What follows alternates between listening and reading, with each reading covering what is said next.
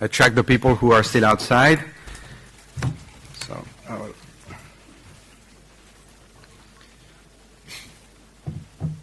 So good morning, everyone. My name is Jacques Magen, and I'm working in the Infinity project. And today I will try and keep the time for this session. So we have a full agenda. We will start with a short overview of the Infinity project for those of you who were not here already yesterday.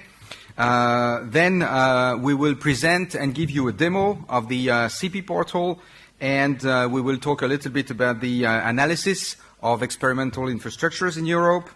Then we have Peter Fatelnig from the European Commission, who has the difficult task of explaining why is XiPi important to Europe.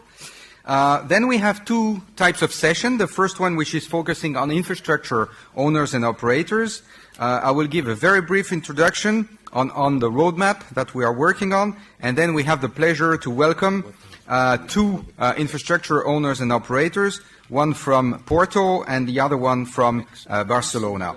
And then we are going to look at the other aspect, why is XiPi important to future Internet developers. And here as well, we have the pleasure to welcome Thibaut Rouffineau from the WIPCONNECT developers community, and also Fiona Williams, who will talk to us about the new Finesk use case project.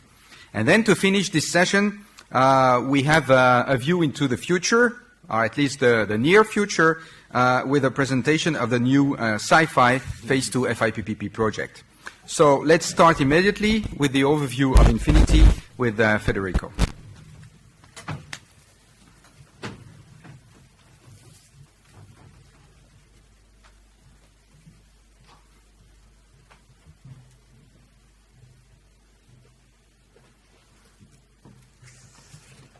Okay, good morning.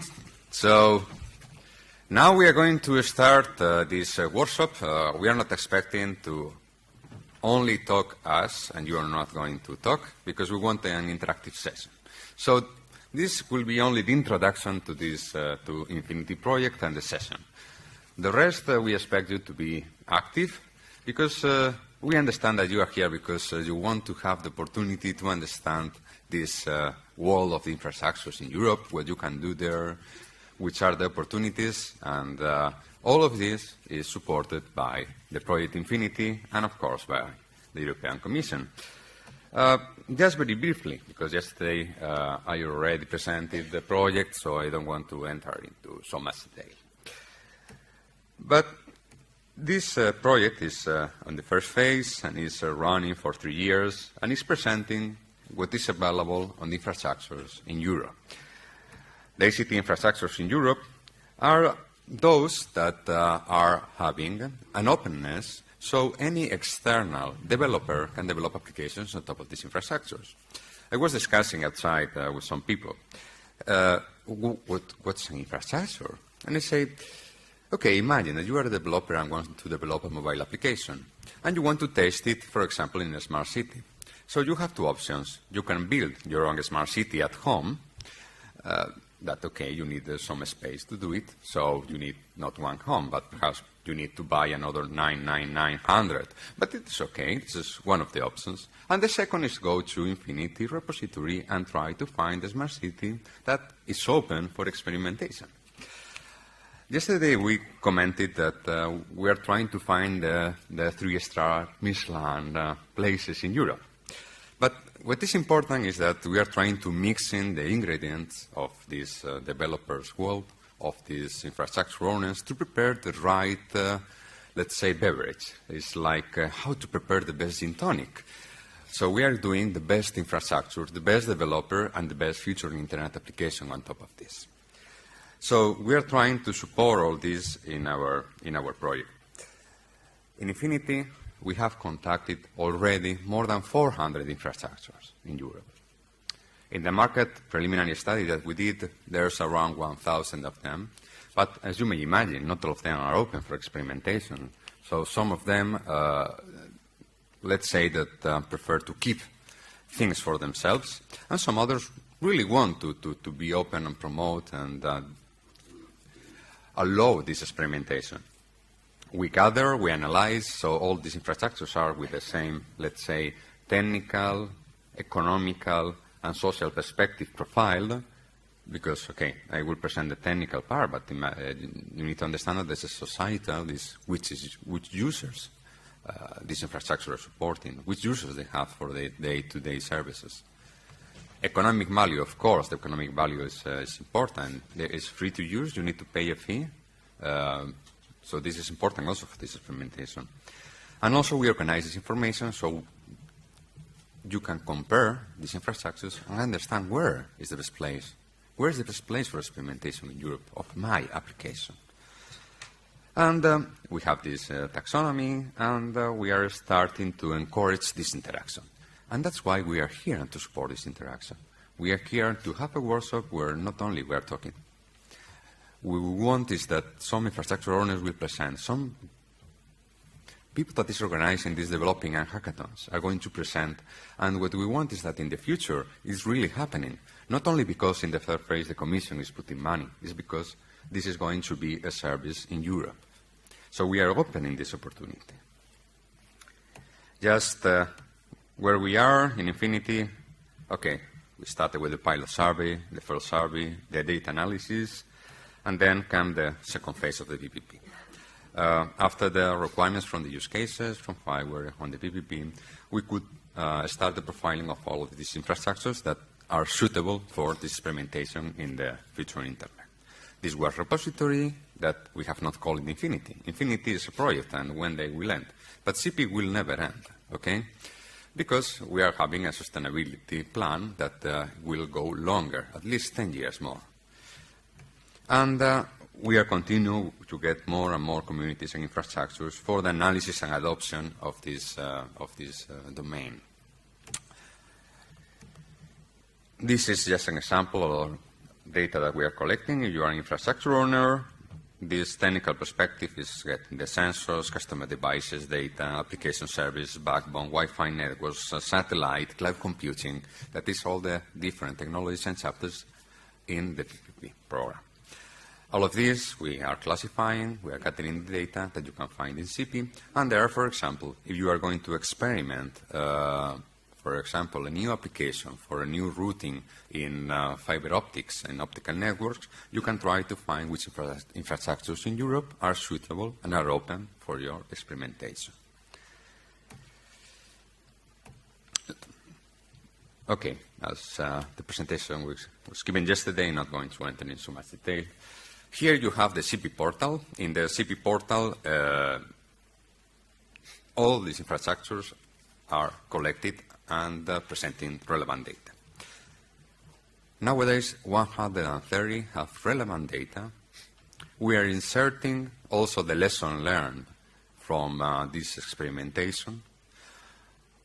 We have around 160 infrastructures, so we will grow in number. We are growing in quality, we are growing in data. That means that we are having deeper data on these infrastructures to really support the future internet trials in Europe. Then in this portal, we were going to present and give a demo. You can try to find by terms, by country, and many people is trying to find infrastructures. Even Googling, you can find that people is inserting many different terms. You can find that people is looking for Onki ontology service. I don't know what it is. For example, Emersat, looking for many terms. So yesterday I was taking a look, and I found that some people was looking for platypus infrastructures. This is a kind of ornithorhynchus. I cannot believe it. People trying to find infrastructures, XiPi and orgasms in the same keyword. Okay, XiPi is very interesting. I don't know it's a future internet application like this, but we are really having more and more people that is trying to find some more infrastructures. Apart from the jokes, you can find that at least this is the visit in 1 month that we are gathering, and we are more and people, not only by XiPi, are trying to find infrastructure and trying to find ways to interact. And all of this is something that is happening more and more and more. What we want now is not only that people is looking for the information, is that really they are contacting and experimentations are happening. We are having some good success stories. Here you can find, and not only from the Commission as the usual projects, we have from infrastructure owners, from developers, And we think that at the end it is getting really interesting results. Okay, I'm not going to continue beyond this point because we have a demo of the XiPi repository, and there, okay, you will find different infrastructures that will be explained by the rest of my colleagues. So thank you very much.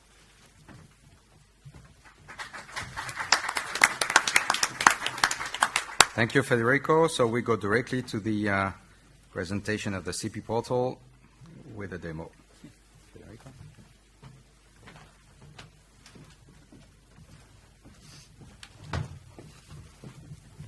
Hi, my name is Federico. So come on, not all the people in the project have the same name, but at least in this case. So, yeah, I go directly to the demo. I don't want to spend much words on details. I see the mouse here. Okay. Okay. So, I think one of the nice things that is immediately shown in the on the home page of our portal is somehow giving you also the understanding, of course, only of the so far categorized infrastructure, how it is the distribution of infrastructure. So you see, for example, that, of course, there are a lot of infrastructure in Germany, quite interesting also the distribution in Spain and France and so on. Also there is something in Italy. So this is also helping you to give immediately an overview of how they are distributed around. And of course, then you can go and play and visit a specific one and get more information. For example, if you try to zoom in to France, in northern France. Okay, I don't know if anyone from Magen Lab is here today, but this is probably one of the most visited infrastructure by people who search for information. And it offers different services that are described in here, especially to support elaboration and transmission of image, so all kind of processing service and transport service up till basically end-user devices. And in fact, the nice thing is also through this details part, you can get even down to getting an understanding of what are, for example, the customer devices that if you need to run an experiment can be provided to you. But it's not only the device comes with the user, because this is the interesting part, for example, of Magen Lab, which means that, for example, they have 200 devices that are usually given to a community of users that is connected to Magen Lab, so you can test your application through this community of users, not only through the service of the infrastructure. And also another nice, interesting thing that you can find out also, this is something the infrastructure needs still to elaborate more because it's quite a new feature that we added is, for example, you can find out how infrastructure are related to other infrastructure. So in this case, of course, Renater is the NRN of France, so it's basically the national research network provider, and Magen Lab itself is connected to Renater and so on. And of course, the nice thing also, I don't know if any of you in the room is interested to find in this moment an infrastructure and so on, but we have a set of facility to help you also by, I don't know, you need to find, for example, something related to electricity, let's say, and see what comes out. So you have all the results are constrained by infrastructure in this case that are used to support, for example, smart grid or smart energy type of scenarios, which means that not only they provide you services like cloud computing, network, and so on, but they are interconnected with the test bed facilities that are also connected to energy trials and so on. So, for example, of course, this one in Italy, it's actually a test bed provided by NEA, which is a national research center of energy in Italy. So, of course, it has also facility that are related mostly with the energy consumption and distribution and so on. And also, this is something that might be also interesting for people like the city of Porto that are going to join us in this effort. They want to build a smart city, and they will try to describe with the information available in the in the repository as well the infrastructure. We provide basically services to facilitate somehow the the distribution of information related to the infrastructure that are cataloged in the tool. So, so for example, I have a set of services. Some are very simple, like, the idea here is you can generate a QR code that you can put on the poster of the infrastructure, and then every time people can access directly to the information in the catalog, and you can use basically the catalog to maintain constantly the information of your infrastructure. You don't need to distribute over many other places the same information. You can then just, for example, embed this code with the graphics that displays the summary page information of your infrastructure, and it will be always coming the information directly from the portal, and you can otherwise access the API to download, to gather directly the information. Or also we have this badge that basically you can put on the website of the infrastructure of an experiment that is using a given infrastructure, just to say, okay, look, this infrastructure is in XiPi, and you can go and check in XiPi how it is described in there. Another thing that we are trying to do is not only to provide the description of infrastructure, but also to support, for example, the possibility for infrastructure owners, but also for experimenter, to come in the repository and describe what they have done with a given infrastructure. So, for example, you have a nice scenario provided through Jant that is related to using Jant as a backbone infrastructure to support scientific experiments and so on. So here I would suggest to any of you that is interested to come and play with this tool. And of course, we are also very interested in your potential feedbacks, because this is a tool that is meant for two communities, one in which we have already a lot had interaction, which are the infrastructure owners, that of course not only helped us to populate the repository by doing the basically initial survey. Now it's very easy, you just need to register and you can provide the data yourself as infrastructure owners. But they also helped us to understand what could be helpful for them as a service that we could implement in the tool. But now we are in the phase that we have some relevant information in there that, as was saying before by Federico, can be useful for application developer, because the point is, as you said, when you have to develop and test a service, if you are a small company, you cannot build your own test bed. So this is the place where you can find it, and we want to know how to help you to find it better. So I think this is quite enough for the demo part. So I leave back to Jack. Thank you very much, Federico. Of course,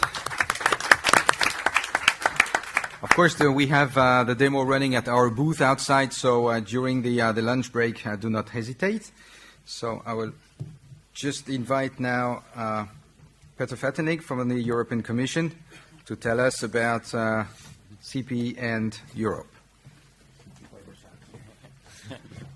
It's a lighter subject than the technical subject we dealt with before. So, to answer that question, I think we have to look back a bit to history. When the whole PPP was put together, quite obviously and quickly we understood that infrastructure will be, along with big data, the fuel of any of this future PPP development and services. So if you have no infrastructure, no data, what sort of service will you do? And then there was also the view that, okay, maybe if we start projects like fireware or the use cases, there will infrastructure coming along, but is that enough? Is that actually what we wanted? And then there was this idea of setting up an activity, which is today the project Infinity, to rather go out and see what is existing in terms of infrastructure with the objective to unearth those which could be useful in the context of the second and the third phase of this future internet PPP. So, because not only those who do the trials should bring infrastructure, but perhaps there's an opportunity to reuse existing other infrastructure, mashing up services and connecting infrastructures. So in that sense, it's quite a light objective from the beginning. It's kind of, what do we have? Can that be useful for others to reuse and recycle it? An excellent byproduct of this Infinity activity and the study type of work they have been doing is that this is completely open. So this not only serves the purpose of the PPP, I mean, they are part of the PPP. However, the work they do is to the benefit of the whole of the framework program, the whole part of the ICT framework program, and anybody else who would be interested to work. We are quite glad that now the initiative is coming to the end of its second year, if I'm correct, yeah. And there's a year left, and that's, as usual in life, the best comes at the end. So now we see the actual growth of the information in the database. So the first 100 were a lot more difficult than the second 100, and we are looking forward then to this database growth quite rapidly towards the end of this initiative. And that also now the publicity, because if you have information, if you are relevant, publicity is much easier to do. And that this is also taking now quite some space in the work. The challenge I would clearly see now is how much of what has been collected can then be really made available or can be really connected to emerging ideas for the third phase. Because when we go out selling to people the idea of the third phase, we clearly tell them, you have to think yourself about the infrastructure you would like to bring in. If you propose something for the third phase and you have no clear vision on how this should run and how those services would be delivered or operated, I think there is a weakness in the concept.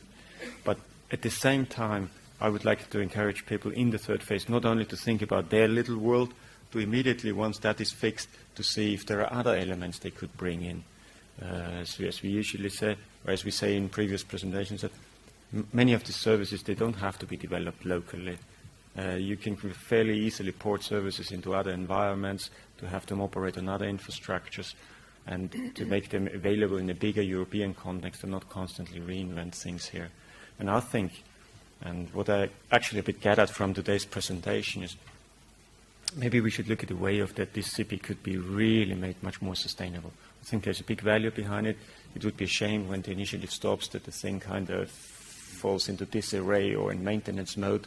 So I would like then to discuss with you again how that could be really, I know that you mentioned it, but how that could be then sustainable beyond the lifetime of the public-private partnership. In fact, that's what we talk.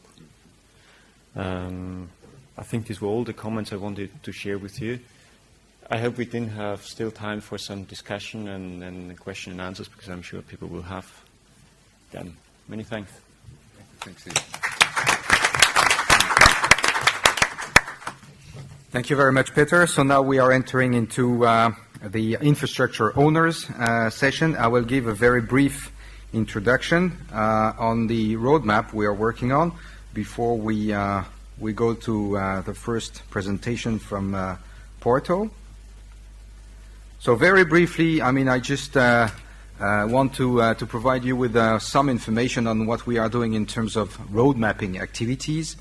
So this is the overall diagram of the project that you've already seen, and actually what you can see on the bottom left is that we have a roadmap activity.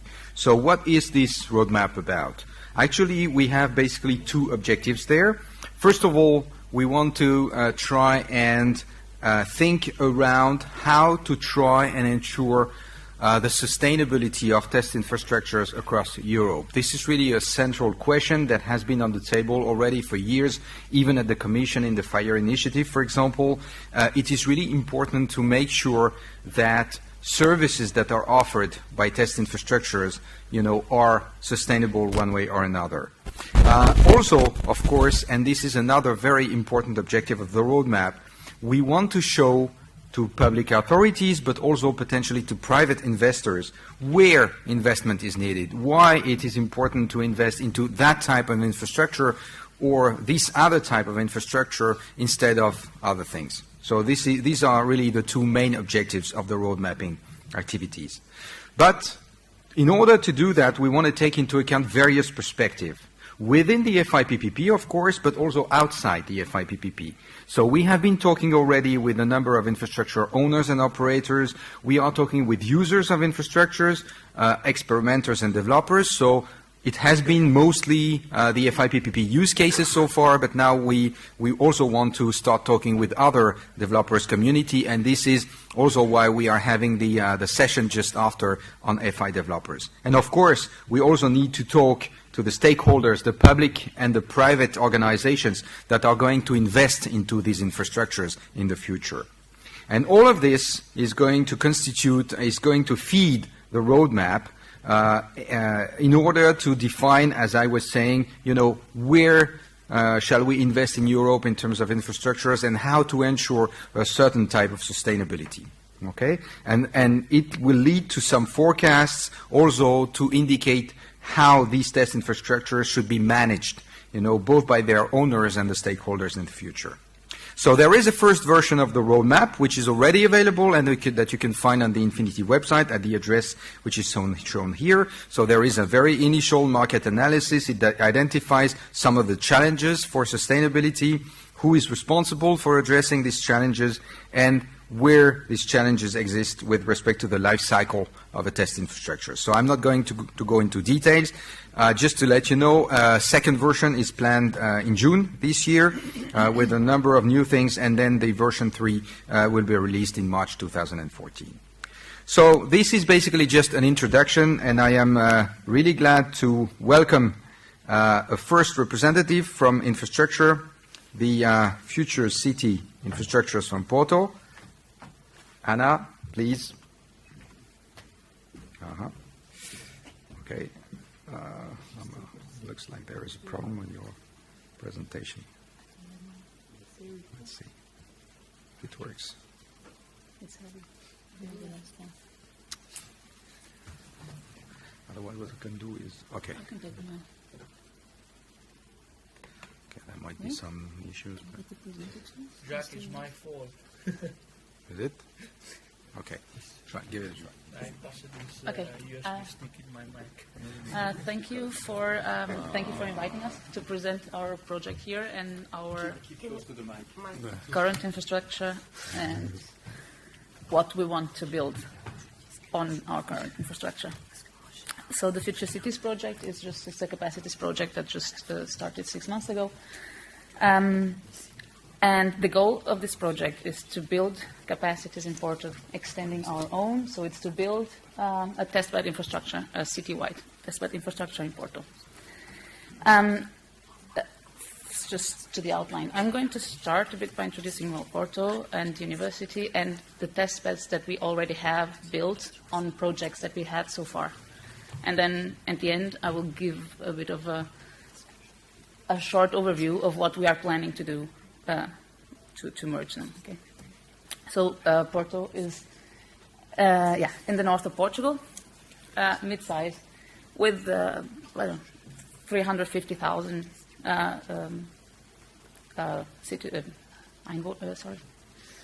Inhabitants. Okay. It has a very widespread multimodal transportation system, which is quite recent, and we have contact with them. That's also important. The municipality has a fiber optical internet backbone, 2 rings all over the city, and it has a free network of Wi-Fi hotspots that we can also use for infrastructure. And the city has an entrepreneurial tradition. Most big Portuguese companies started there, although they then moved to Lisbon because that's where the finance is. And, well, it's 41 square kilometers of real people, real life, and people we have contact with. Then we have the biggest university in Portugal. It was founded in 1911, and it has 14 different schools, over 30,000 students. Over 6,000 graduate students. Currently is increasing. I just read last week we have the amount of foreign students coming to Porto to visit during their Erasmus or short stays during PhDs is increasing also. And 70 research units associated with the faculties. So it's a big university with lots of young people thriving and doing research and doing interesting stuff.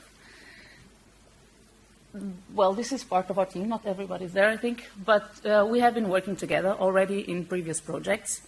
We have people from engineering. Most of us are actually engineers, but we have also lots of colleagues from psychology, from the social sciences, and from medical school. And we are now extending this to actual civil engineers and to economics.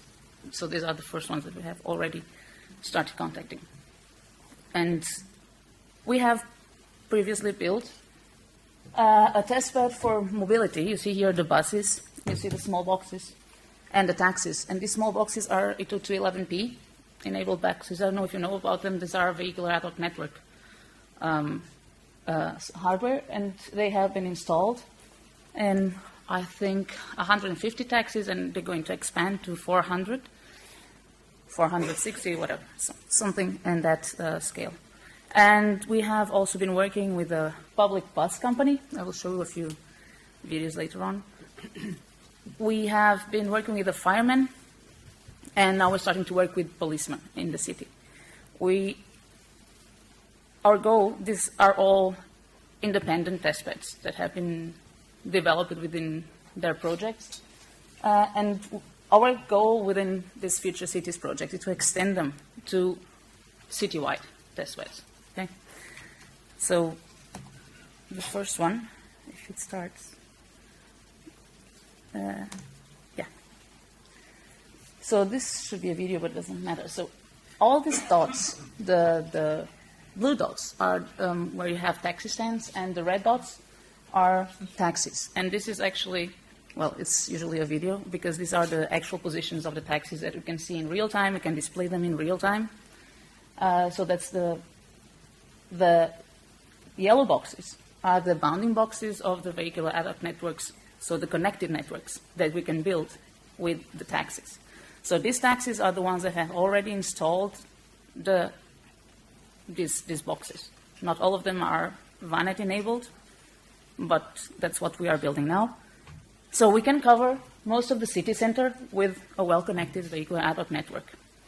This network is remotely managed, and we can use it, starting to use it to deploy vehicular ad hoc network networking protocols, data gathering protocols, sensing protocols. So this is running now. We have also previously, this is also not working, but which is a pity. So this is actually Google Earth. It doesn't move, right? So this is a visualization of, so I'll move back to, of what we did with the buses, with the bus drivers. So what we have been doing with the bus drivers is we have installed, the next one doesn't move either, right? No, sorry. So we have, I don't know if you heard, sorry? Yes, they are. They are. Oh, I can pay them by hand, that's true.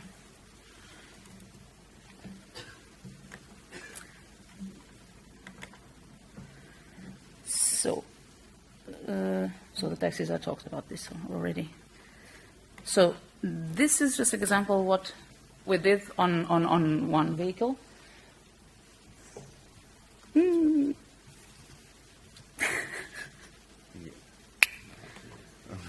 Or no, it's the same action. Okay. So we have textiles, so it's a T-shirt that's capable, it just makes recording an EEG easier, so it doesn't want to do it. Just, yeah, it should start, I already did, I think, right? Yeah, I think so. Okay. Yeah, now. So there's an EEG device connected to a PC installed in the vehicle, a car PC, and with GPS. And so we are tracking the evolution of the vehicle speed, the position, of course, and the heart rate, the heart wave, actually. So it's a real EEG. It's a 2-probe EEG. It's the device is medically certified. So, and this is just the position of the vehicle. So this is a student that works in our lab. This is work home and to school. When you correlate this data, you can look. So here you see the red. The color is where his heart rate really went high and where they detected stress. And the height is the speed.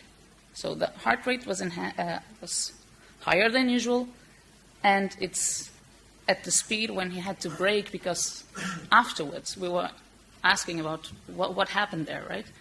And it was it's a highway bridge, and somebody took over on the right side and he had to brake. And that's what made his heart level raise. So this is just a single user case. So that you can see the kind of thing you can find out about the city, about the streets, by using this kind of technology. We then deployed this same setup on bus drivers. Okay, so there was we talked with the municipality, and with the public bus system, and we had volunteer bus drivers. There was a methodology was developed with psychologists to. So can I stop this and start with the next one? Yeah, you need close. Yeah. I'm a Mac user, sorry. How do I close this?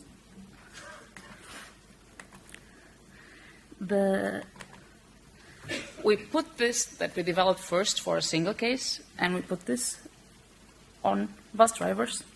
And we have been collecting data for over a year on several bus drivers, several routes.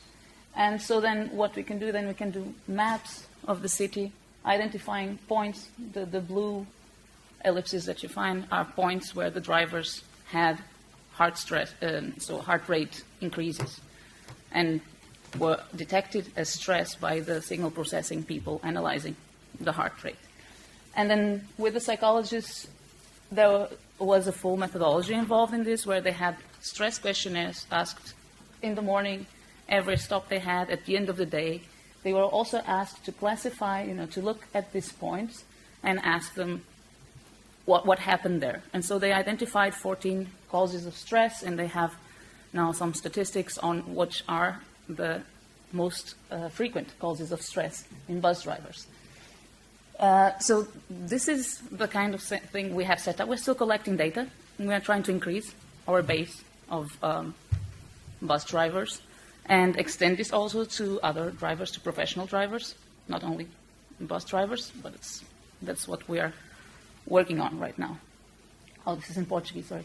So this was one of the stress spots, is that somebody is parked on the bus lane. And so he had to stop and he couldn't move forward, and that's the goal.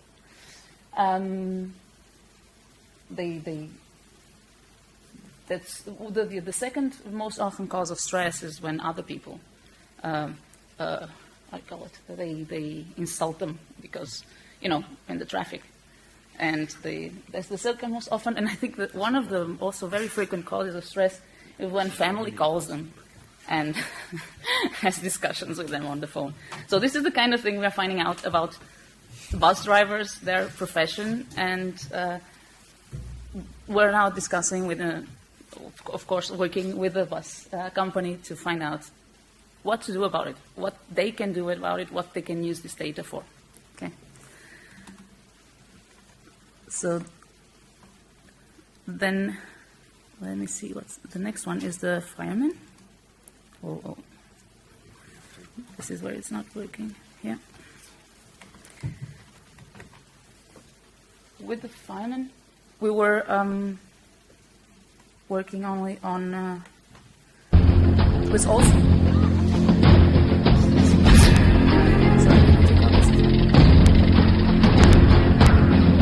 Três bombeiros, uma vítima, um comandante e um tablet. É dia de treino no quartel dos sapadores de Gaia e a informática é agora uma ferramenta tão importante como outra qualquer. Aqui podem controlar-se alguns sinais vitais dos bombeiros, como o ritmo cardíaco. Cada homem é um ser individual, não é? Portanto, tem níveis de resposta diferentes e vai permitir-nos, com certeza, decidir melhor. E, acima de tudo, trabalhar com muito mais segurança e zelar pela saúde deles, que é muitíssimo importante. Estava um bocadinho já a chegar quase ao limite, não era? O comandante pode estar atento a cada um dos homens que tem no terreno, fazer substituições e gerir uma equipa. Por exemplo, optando por dar folga a um bombeiro que esteve mais sujeito a mais tempo. What we have been doing. And so what we want to do now, move. Our goal now is just to bring this out to other people, to you, to other European projects and researchers that want to use it, researchers and end users and companies. And we're quite open to whoever wants to work with us.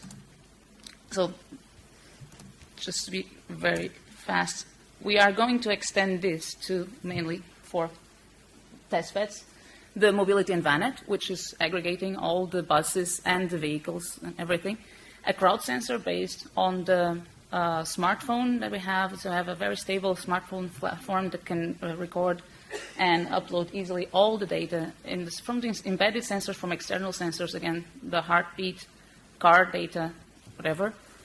Camera, audio, and environment sensors. This is the hybrid sensor testbed, and the health kiosk. So we are now defining these test beds, and we will have, I'll go very fast through whatever it was here. We will have a workshop in April in Porto, and we would like people who have experience in large-scale testbed development to talk to us, to share their experience with us. If there are people who wanted to use this kind of testbeds in the future, you're welcome to say now what you would like to do with it, so that we can embed that in our design. And of course, academia, industry, anybody, end users, please, end users. Thank you.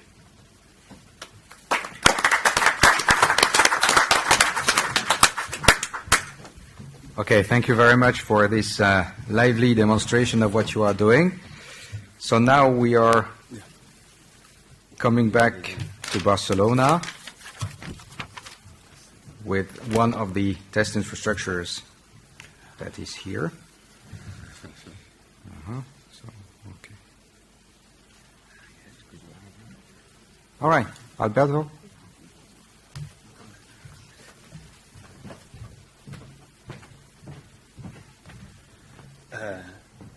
Hello, good morning.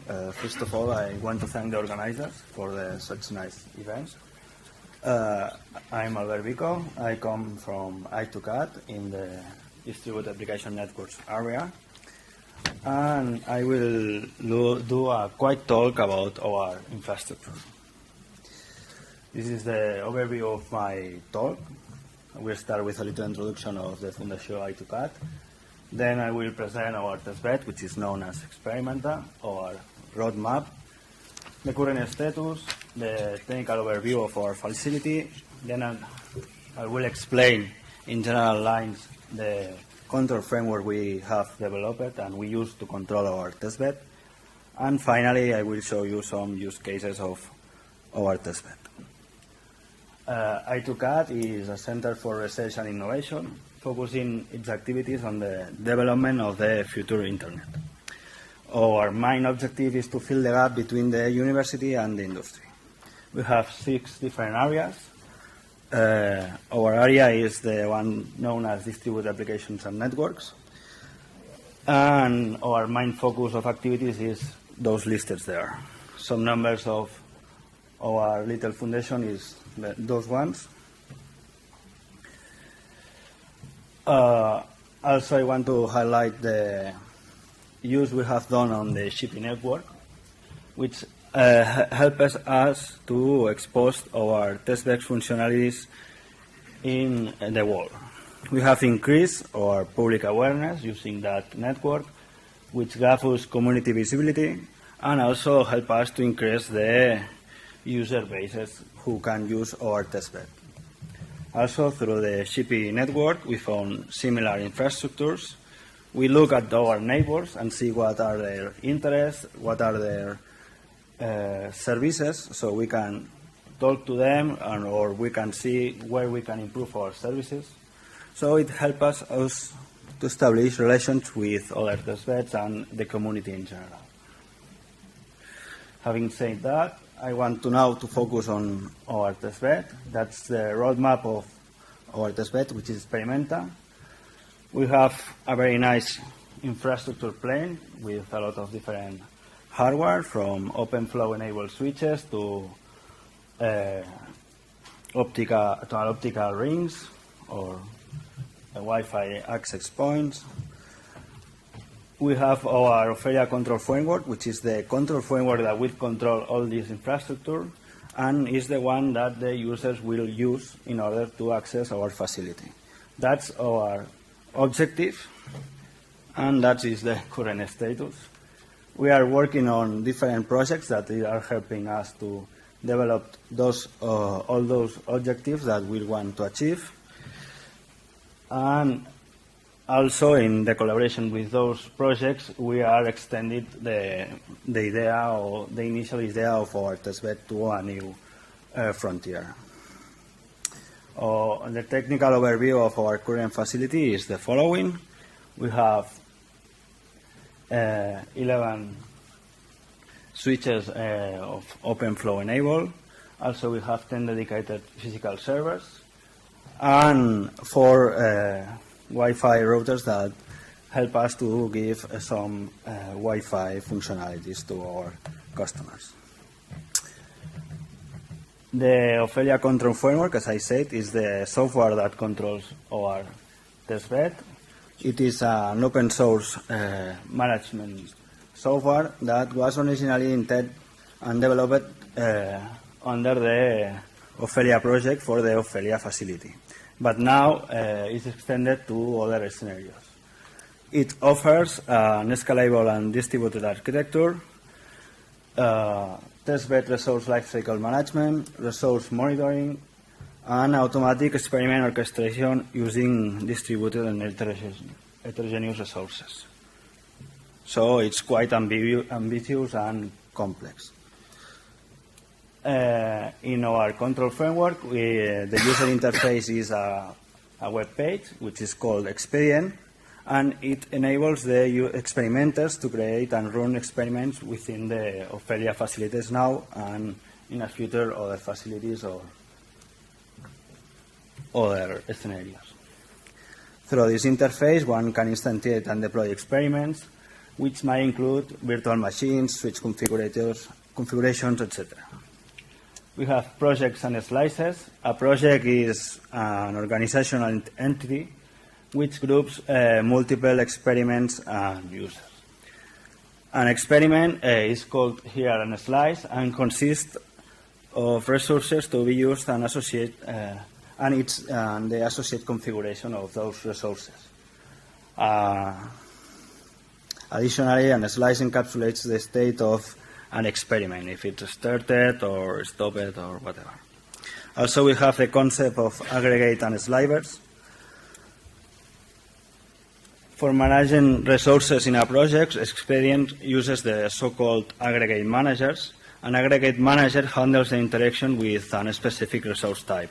So we have aggregate managers for control or working with open flow switches or with virtual machines. Also, a sliver is a running resource that has been instantiated by a resource provider. We have obviously users and roles for that users. Most of the times you will listen to me talking about experimenter. It's the same, it's just one of kind of users we have, the main one.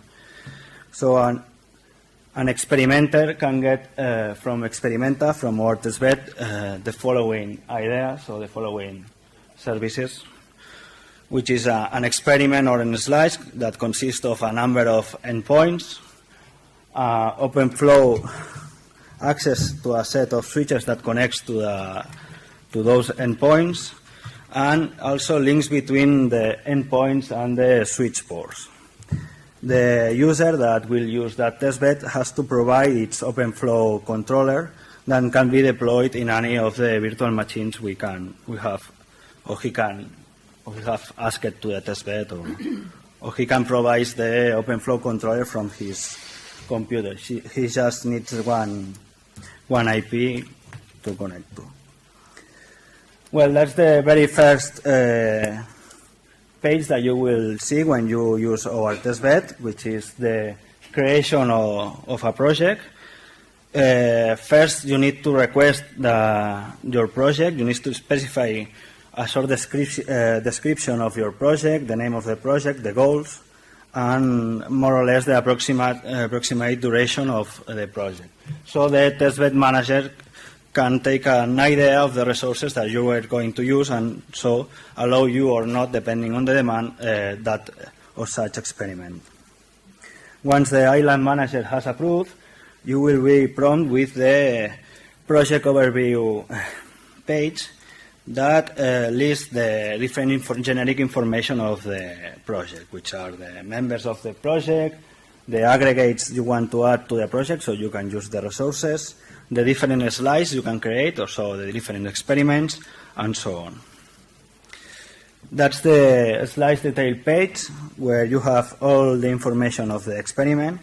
First, you have a graph of the topology, of the actual topology of the testbed, so you can see in a more visual way the resources we have listed in our testbed that are at disposal of the user. And then you have the panels for the allocated aggregate managers. In this case, we have the aggregate managers for open flow and virtual resources. In the case of the open flow resources, when you access to that aggregate manager, you will get prompted with another form, so you can use it to plan your open flow experiment. So you have the typical parameters of the open flow experiment, which are the MAC source and MAC destination, the ports, and so on. Now I will go on some use cases of our facility. First, let me show you the Vertigo over OFELIA experiment. The idea here is that we have on the bottom place the actual topology of the OFELIA facility, which are 3 different islands around Europe. And on top of that, we have through the Vertigo. Through Vertigo, we have done a virtual topology. So we are delivering video to these 3 different clients located on the 3 different islands, and by changing those virtual topology, we can make that the clients keep seeing the video or stop seeing if we cut all the links, even when the actual topology is linked. So the real topology is the virtual one. That is done through the OpenFlow resources and using the Vertigo framework. Also, another interesting use case is this one that uses, again, OpenFlow, but now we are looking on the power consumption of the switches that are listed on our topology, so we can change the status of the network or the routing of the information depending on the consumption of the energy of the different switches we have on our network. So now we have here, it's a green schema for routing packages. And finally, the last case of use that I want to highlight is this one that, again, uses OpenFlow, but now we have two servers of content that are delivering high-definition video to a set of clients, and depending on our framework or the algorithms, we can deliver the content to the users from Europe or from the Brazil servers. Again, we use OpenFlow, and it's all tested in our testbed facility. So, well, that's all, and thanks for your attention.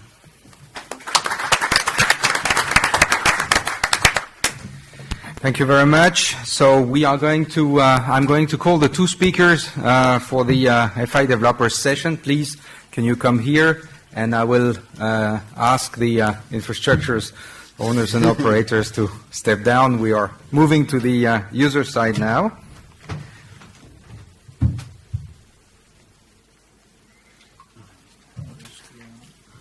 So the first speaker in this Future Internet Developers session is going to be Thibaut Rouffineau, who is representing the WIPCONNECT developers community.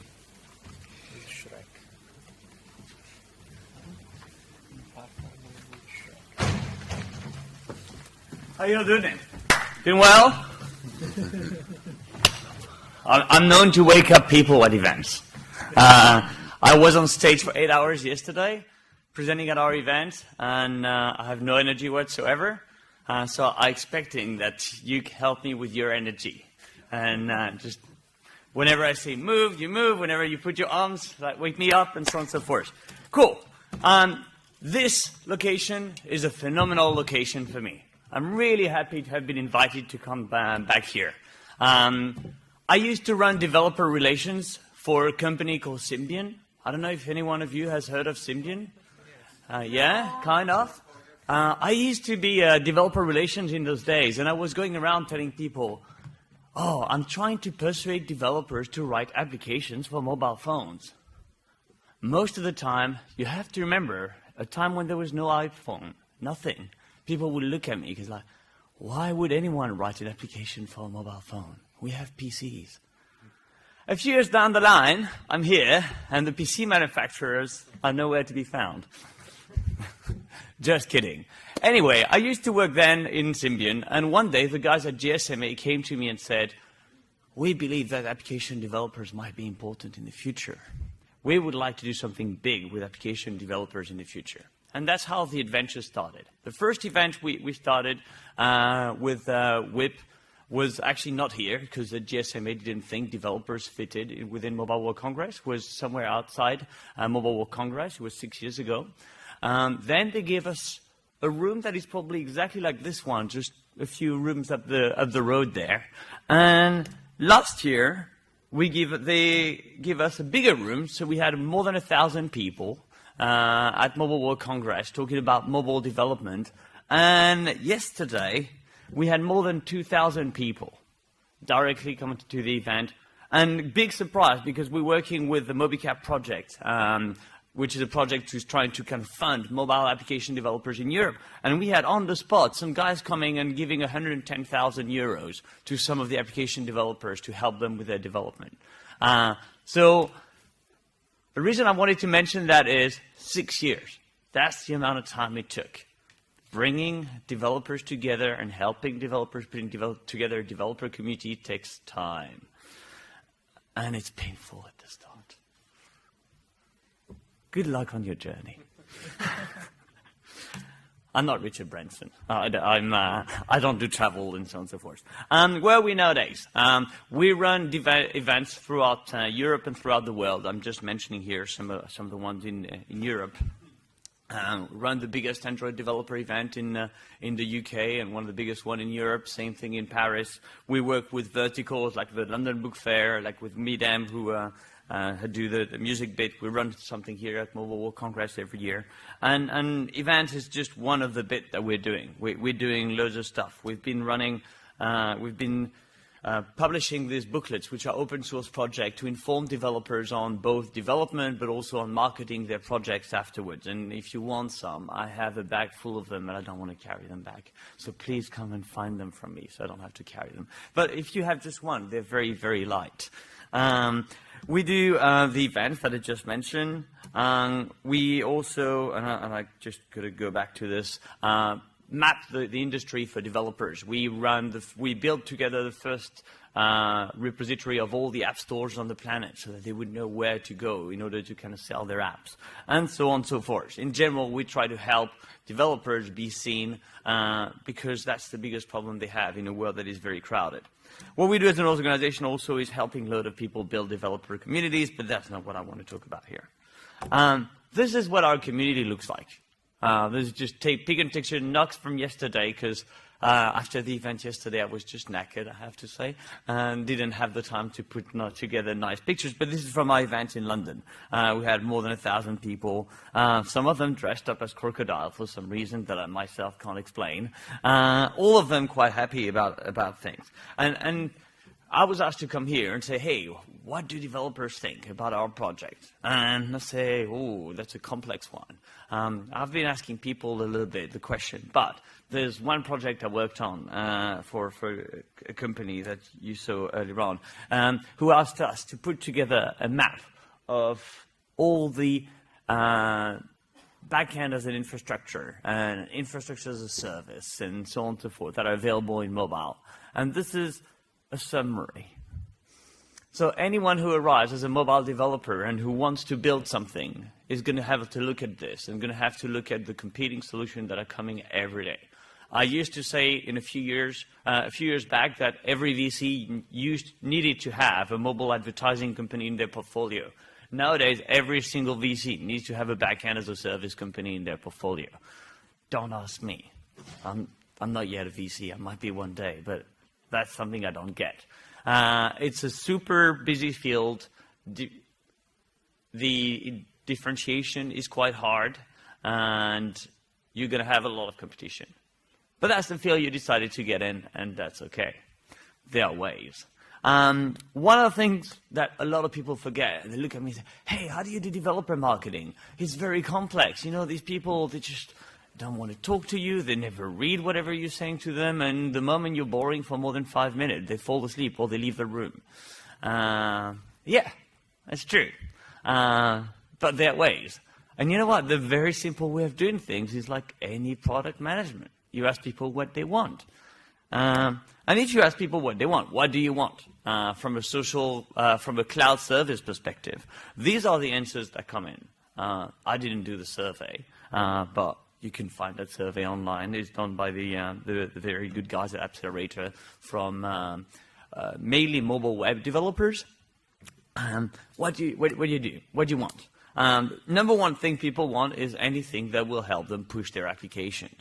Push notification, social integration, and so on and so forth. Identity and profile, for a very simple reason. You want to facilitate the signing of your people within your platform, and once they're signed in, you really want to make sure that you know who they are so that you can sell their information afterwards, because in the end, you're going to have to make money at one point, and it looks like the only thing that sells are people profiles and people's information. Sad life. Location, obviously, once again, to sell things to people. You know, after a few days of Mobile World Congress, I've been kind of told the sell message on a daily basis. So I have to be cynical and say this was all about money. You'd like it to be a lot of love in there, but that's all about it. And finally, the backend as a service for custom objects. And I think that's kind of the field that we've been talking about here quite a bit.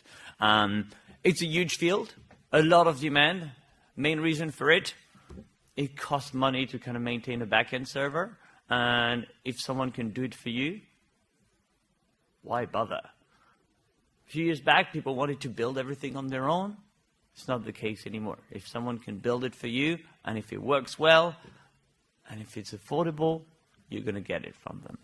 So, I wanted to be quick, and that's my last slide and my last thought, because we said we had discussions. Think about this. Think about what the developers want, and think about how you're going to sell that to them. I think that's it.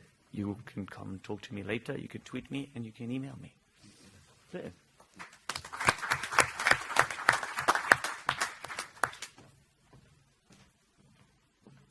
Thank you very much, Thibaut. I'm sure a lot of people are going to come to you to try and explain why it is so important that your developers community shall use their infrastructures. But that was the idea behind. So now we have a presentation from Fiona Williams, the FINESC project manager, about this use case project and the infrastructures. Yeah, fine. Well, now that Thibaut has woken everybody up, I think I have a very easy job. I just want to make a very short introduction to FINESC and to say a few words about one of the scenarios. So I just really have one slide that I wanted to explain to you to give you an idea of the sort of trial we're going to build up and to invite you to contact us if you think it could be of interest and to spread the information to others who might be interested. So this is an idea for a trial which developed in the FinCities project, and it's Work Package 5, part of Work Package 5 in the FINESC project, which started, or will, when we get the contract backdated, has started today. That's the plan. In FINESC, we have several partners, and in FinCities we have several partners based in Ireland. And in Ireland, a lot of money has been invested in developing a public infrastructure for charging electric vehicles. There are over 1,000 charging points. You see them all over the country. So it's no problem to drive an electric vehicle in Ireland. You'll find public charging points for your car everywhere. And for the first 2,000 cars bought privately, the main electricity company, the ESB, Electricity Supply Board, ESB, is providing a smart charger to your home for free. So they're installing smart chargers in the homes of anybody buying cars, and they're selling one car a week, mainly Mitsubishis at the moment. So they're very happy with the way the cars are selling. It's even faster than they expected. And their infrastructure is rolling out fast. They have over 2,000 cars on the road. And it's, as far as I know, it's the biggest investment in infrastructure for electric vehicles in Europe. There could be bigger, but I'm not aware of any, and I know of a lot of the trials and investments. So it's a very large-scale infrastructure. It's the infrastructure in Europe for electric vehicles and for services which relate to the context of electric vehicles. And we're working with this infrastructure. We have ESB in our consortium in FinCities and FINESC, and we're developing a trial. And what we want to do is go beyond looking at how can you charge a car. Preferably you should charge it with renewable energy, because otherwise the CO2 balance of using an electric vehicle isn't that good if you're burning oil to generate the electricity to charge the battery. It's much better if the electricity is coming from wind power or solar power. And in Ireland, there's no shortage of wind. If you've ever been there, it's windy all the time. It's more the exception when there isn't any wind. But a small problem is that the wind isn't very constant. So sometimes the wind is blowing very strongly, and sometimes it's not blowing so strongly. And if you're operating an electricity network, you have a problem because you want to maintain the voltage and the frequency of the network at a constant rate so that fuses don't blow and equipment doesn't burn out or be damaged by interruptions in the electricity supply. So what happens at the moment, where ESB already has 50% on most days renewable energy, so wind energy is generating the electricity in Ireland up to 50% on windy days and up to 70% on days when they let it go to the limit. And that's way, way over levels that are being used in Germany or elsewhere. Ireland has already developed the integration of wind energy into the network to a fine art. And they're operating their running electricity network in Ireland in a way that other operators are thinking about doing it, but haven't yet got to it. So wind energy is very advanced, and the issue is that the wind doesn't blow constantly. So you get instability in the grid. You can see the voltage and the frequency in that diagram has dropped, and you have to do something when the frequency drops. And what you typically do is you have a gas-burning electricity generation station running, they call it spinning, because you have their gas turbines, jet engines. The turbine is spinning at 3,000 revolutions a minute in standby mode the whole time in case the wind goes down, so that within a couple of milliseconds you can switch in generating power from a gas-burning power station to balance your electricity supply. So you have constantly in Ireland or anywhere else you're using wind power, you have these gas-burning or other electricity stations spinning reserves is the term in the energy sector. Literally, the turbines are spinning. And it costs you quite a lot of money, as you can imagine, to keep turbines spinning in a gas station, even if you're not generating electricity, to have everything ready to go. It's fully staffed. Within a split second, it's on the network, on the bars, as they call it, pumping in electricity. And if you could, what we came up with the idea in Finceny is that if you could reduce on the load on the network, the electricity be taken out when the wind goes down, and then put the load back on when the wind comes back up, you wouldn't need to switch in the electricity power stations, not to the same extent. And our trial is going to look at how far can you push that model. If you have a full rollout of electric vehicles in Ireland, already the sales are quite good, and we're going to test with between 5 and 10 cars where we have smart chargers installed in homes, which are remotely controlled from the electricity grid control centre. What we're going to see is when the wind goes down, if we slow down the charging of the cars for 10, 20, 30 minutes during the night, we still have them fully charged in the morning.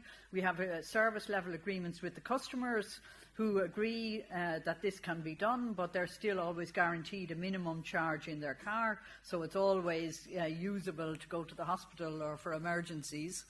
But we can play with the supply. What we want to see is it possible in reality to reduce the load on the electricity network when the wind goes down instead of switching on the power stations? That's the trial. We have the cars, we have the exemplar network, part of the Atlantic slab. In the centre, it's a distributed switch network. It's shown at the bottom. It's a network, commercial network. The initial rollout is funded by the Irish government, the Department of Communications. A very unusual move. The Department of Communications funded the rollout of a network. And this high-speed switching network is ideal with real-time functionality to connect together the control centres and the grid management centre and the control centre for the vehicles, the smart charging vehicles. And we're going to use this network. This year we're setting up the trial, so it'll be up and running by the end of the year. We'll use the network to connect together the smart chargers and the grid management centre. And we want to see how far we can push this model. We then have a simulation to look at scaling it up. And we will have ESB are planning to open the interfaces to information they're collecting to the extent that it's possible within privacy legislation, which we're looking into. So we'll probably anonymise and then we'll see what's possible. We're interested, and ESB is interested in Ireland, to have applications that work with this information, perhaps combining it with other information to develop useful services. And we had ourselves thought, yes, with smartphones and apps, you could be downloading using LTE apps to your car, which would tell you, for example, the route from point A to point B that will use the least of your car's battery. So it's not necessarily the shortest route, but the one with the fewest hills. So there are interesting ideas which are coming up in terms of the CO2 balance and the use of electricity in the vehicle, which could be provided as apps and which will relate quite well to this field trial and to the context. And this is just one of the 5 large trials in the FINESC project. Others are looking at other energy, smart grid energy contexts, such as smart homes and virtual power plants in conjunction with homes which have sophisticated systems for controlling their energy usage. In Sweden, in Malmo, an area of the port is being redeveloped with new buildings for working and living, and several of them have already been built, with very sophisticated control of energy use and generation, solar panels on the roofs, and wind power associated with the whole area. And what E.ON want to do in Sweden is develop a virtual power plant. They want to combine together solar panels and wind power to make it look like a single generating station. So that helps to even out the variation in the wind and solar power, and it gives it a critical mass in terms of energy generation. So both we'll be looking into smart homes. Again, E.ON is interested in applications that relate to smart energy, smart meters, smart homes, and smart office buildings in Sweden, and we'll combine it with a trial to build a virtual power plant and see if we can again reduce the heating during the night in homes to balance out lack of wind or lack of solar power to improve the efficiency of the network. We have a smart building from Acciona in Madrid available, also as part of that trial. And in Germany, we're looking into how to optimize production processes in factories to change the production schedule so that the energy-intensive parts of the production process are scheduled or are moved to happen when renewable energy is available. It's again a load shifting, but looking into the optimization of production planning is something that's never been done before, as far as we know, from the energy perspective, to see if it can be shifted. And we have, again, state-of-the-art factory that will build electric cars in Aachen, which has been set up and is producing first carts, go-karts, to get the production up and running, and would switch to cars in a year's time. We have access to this factory and the full production process, and we'll look at the energy implications. Between France and Belgium, we're building a full-scale virtual power plant with 10 nodes, 10 wind parks combined together to look like one. Again, international and a first in the sector. Yeah, okay. And we would be very happy to have developers involved through our open call. Coming up later in the year, we plan to launch in July, closing in September, and to join us in phase 3 projects in the energy sector. So I think that's a summary of what's going on. You've heard about the trials in Ireland. We have trials in the rest of Europe, large-scale project, energy providers, and smart energy is our theme. Thank you. Thank you very much. We are running late, so this is the last presentation of this session. And of course, as usual with the last presentation, I will ask the speaker to be brief. But this is important because this is also the future of the experimentation platforms in Europe. So Mauricio, please.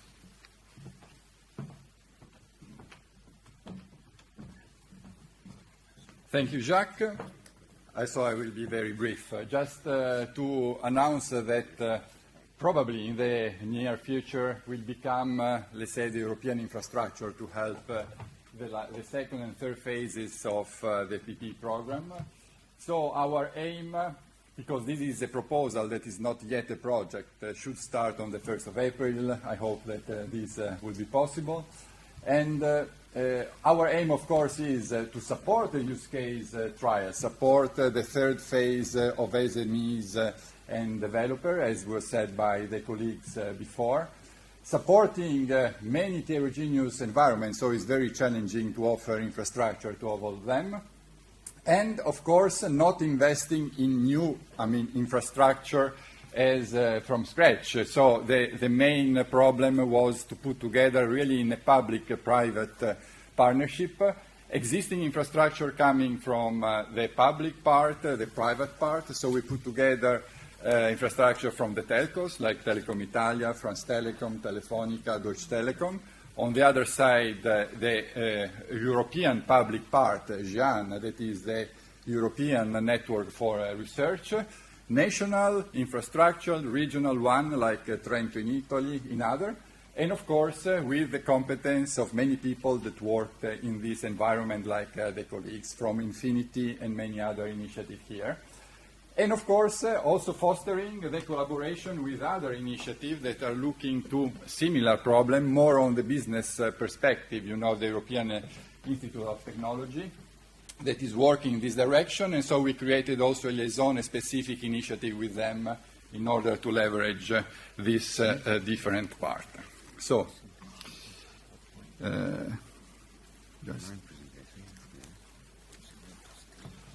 No, probably I went to the end.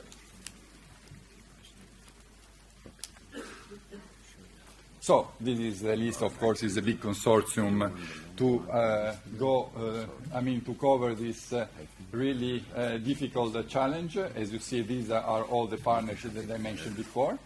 And so, beside putting together all these capabilities, this competence, we must have a very pragmatic approach because we have only 2 years to accomplish this. So our idea is to start with some core nodes, very powerful, where we had a lot of experience and so also initiatives that are working in a similar way. In a few places, we selected 5 places. So the idea is the first year to build our infrastructure, of course, accordingly what one who said this morning. So working to the trial, but also to the developers. So at the end, we will consolidate and bring into operation the Open Innovation Lab that was mentioned before, and all the initiatives coming from FIWare.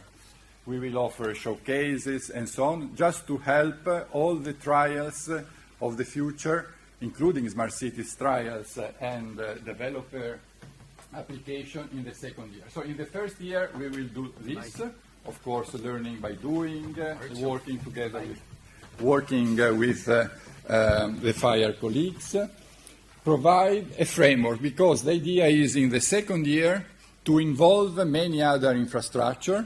So we will provide tools, all the support, assistance, then to federate other infrastructure in the second year of activities.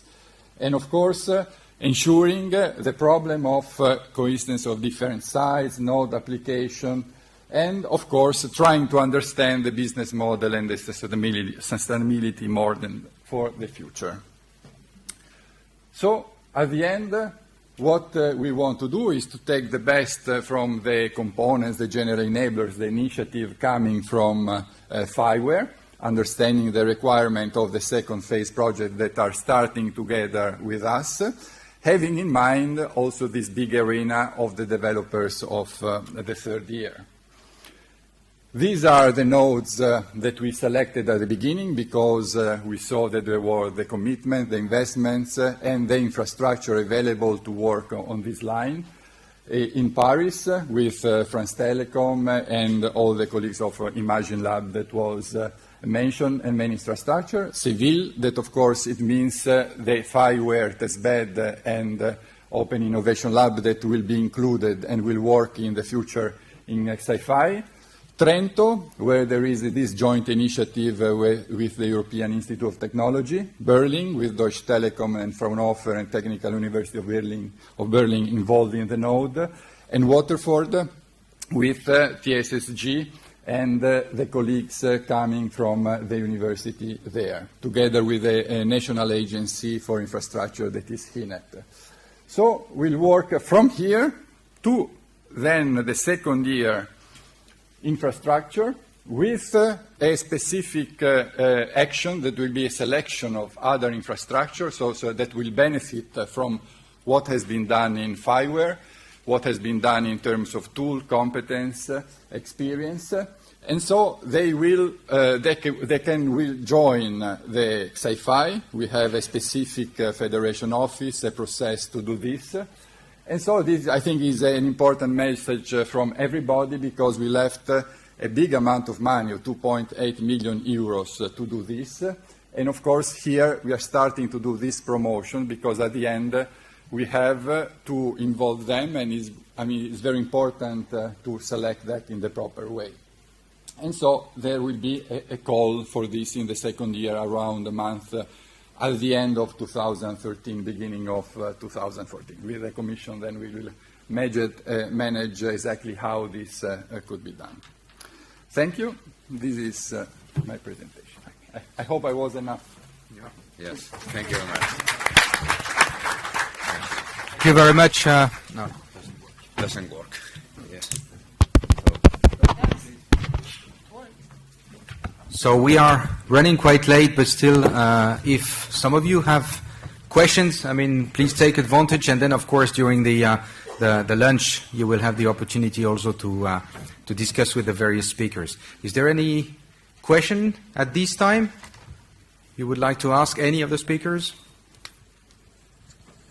I don't see any. Okay, so let's see you at lunchtime then. Thank you very much. Yeah, but and thank you to all speakers.